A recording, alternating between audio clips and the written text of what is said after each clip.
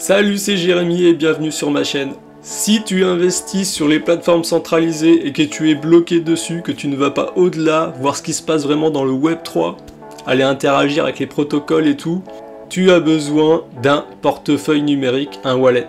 Un wallet non custodial qui t'appartient vraiment à toi, que tu n'as pas confié tes sous à une plateforme. Là, ils sont sur ton portefeuille et tu possèdes ta clé privée. Et donc MetaMask fait le job. Alors dans cette vidéo, je vais te montrer comment installer le portefeuille MetaMask en extension sur Brave et ce qu'il faut savoir pour commencer à l'utiliser correctement. Mais d'abord, je t'invite à me laisser un petit like, ça me donne de la force. Allez, c'est parti, on y va. Donc tu vois, je suis sur leur site, et il y a plus de 30 millions d'utilisateurs dans le monde. Ça doit être pour l'instant le portefeuille le plus utilisé, je pense. Et il y en a d'autres, hein. Mais en fait tout le monde utilise MetaMask, donc pour la simplicité, fais comme tout le monde, franchement. On va être des moutons sur ce coup-là, on va prendre MetaMask. Donc c'est un portefeuille multi-chaîne, c'est-à-dire qu'avec tu pourras aller sur différentes blockchains, que ce soit celle d'Avalanche, Ethereum bien sûr, Polygon, Phantom, il y en a plein, Arbitrum, Optimism... J'en passe et j'en passe. Après, c'est à toi d'aller faire un petit voyage. Allez, on commence par la première étape. Juste installer MetaMask dans Brave pour avoir la petite extension. Donc, ce qu'il faut savoir dans Brave, c'est que c'est pas le portefeuille par défaut MetaMask. Si, c'est le portefeuille Brave. Donc, il faut aller désactiver l'option. Donc, c'est simple. Tu vas dans Préférences, Paramètres. Une fois que tu es dans Paramètres, tu cliques sur Portefeuille tout en bas. Et ici, c'est marqué Portefeuille Ethereum par défaut. Toi, tu vas avoir obsolète ou portefeuille Brave, tu mets extension de préférence. Et tu mets pareil pour Solana. Après, c'est des petits réglages, t'as pas besoin. Une fois que tu as fait ça, on se rend sur le site de MetaMask, Download, Brave. Et ça va t'envoyer sur une page où, ici, moi je l'ai déjà installé, mais tu vas voir ajouter à Chrome. C'est pas grave, il pense que c'est Chrome, mais tu mets ajouter à Chrome et ça va t'ajouter la petite tête de renard ici, le MetaMask. Et donc tu vas arriver sur l'interface du portefeuille. Donc soit tu crées un nouveau portefeuille, soit tu peux importer une clé privée existante. Tu sais, c'est les 12 ou les 24 mots. Donc toi, si tu n'as encore rien fait, on va cliquer sur créer un nouveau portefeuille. Il te donne quelques conseils de sécurité, on est d'accord. Il faut créer un mot de passe. Je comprends, créer un nouveau portefeuille. C'est rapide. Hein. Pas besoin de vérification d'identité. Hein. Après, on va sécuriser le portefeuille, donc tu as une petite vidéo, tu peux regarder. Moi, je vais cliquer directement sur sécuriser mon portefeuille. Et là, je vais avoir mes 12 mots.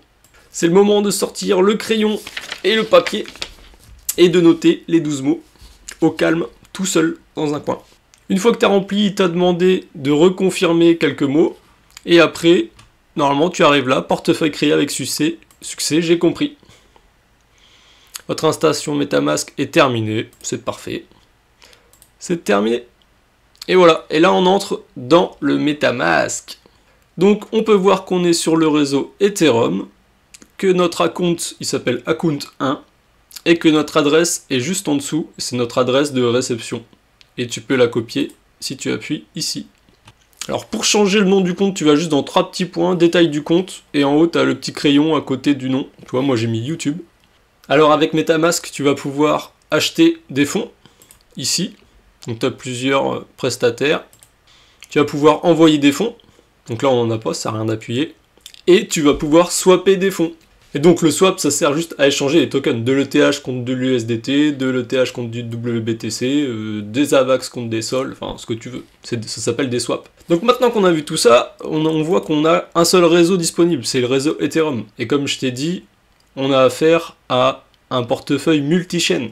Donc, on va s'en servir. On va aller voir plusieurs chaînes. Donc, on va aller ajouter plusieurs blockchains. Donc, c'est facile. Ajouter un réseau. On a Arbitrum, Aurora, Avalanche. Moi, je vais l'installer. On approuve. Hop. C'est compris.